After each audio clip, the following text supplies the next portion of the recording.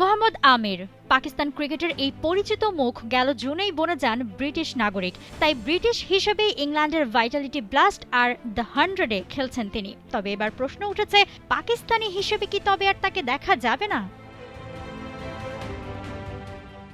উইজডেনের এক অনুষ্ঠানে কথা বলতে গিয়ে আমির নিজেই ইঙ্গিত দেন যে ব্রিটিশ নাগরিকত্ব পাওয়ায় পাকিস্তানে তাকে আর স্থানীয় ক্রিকেটার হিসেবে বিবেচনা করা হচ্ছে না, আর যার প্রভাব পড়তে পারে পাকিস্তান সুপার লিগে। পিএসএল এ এবছর লোকাল প্লেয়ার হিসেবে রাওয়ালপিন্ডির হয়ে খেলেছেন আমির। নিলামে ৫,৪০,০০,০০০ রুপিতে তাকে দলে নিয়েছিল নতুন ফ্র্যাঞ্চাইজিটি।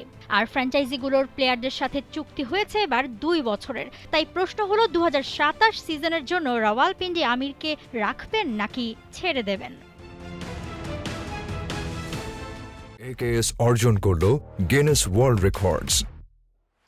AKS যদি ফ্র্যাঞ্চাইজিটি আমিরকে ছেড়ে দেয় তবে ফরেন প্লেয়ার হিসেবে অ্যাভেলেবল থাকবেন তিনি পিএসএল-এ। তবে এই লিগে মোহাম্মদ আমিরকে বিদেশি প্লেয়ার হিসেবে ফ্র্যাঞ্চাইজিগুলো কতটা আগ্রহ দেখাবে তা নিয়েও উঠছে প্রশ্ন। আর এই দলেই বিদেশি প্লেয়ার হিসেবে খেলেছিলেন বাংলাদেশের রিশাদ হোসেন। এছাড়া ব্রিটিশ পাসপোর্টের কারণে আগামী মৌসুমে তার আইপিএল খেলার সম্ভাবনা নিয়েও জোর আলোচনা হয়েছে আগে। সেখানে উদাহরণ হিসেবে টানা যায় পাকিস্তানের সাবেক অলরাউন্ডার আজহার মেহমুদের কথা, যিনি ব্রিটিশ নাগরিক হয়েই ৩ মৌসুম খেলেছিলেন আইপিএলে।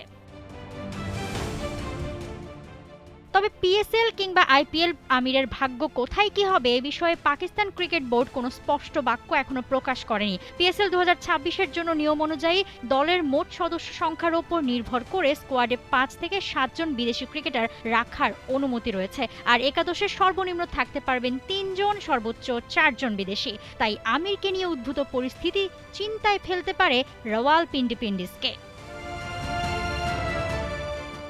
মৌসুমী Alam, T Sports. For more updates, subscribe to our YouTube channel and click on the bell icon. Follow us on Facebook and Instagram. Download T Sports app to enjoy exciting games and highlights. Visit tsports.com.